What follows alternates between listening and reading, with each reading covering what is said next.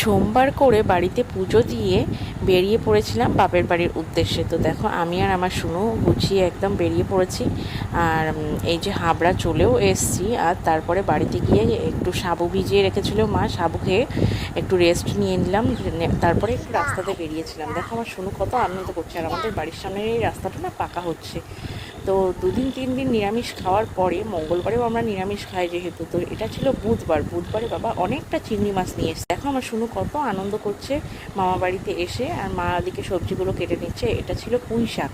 তো মা রান্না করছে আজকে একদম ইউনিক একটা রেসিপি। আমি আগে কোনোদিন খাইনি, এই মায়ের হাতে প্রথম খেলাম।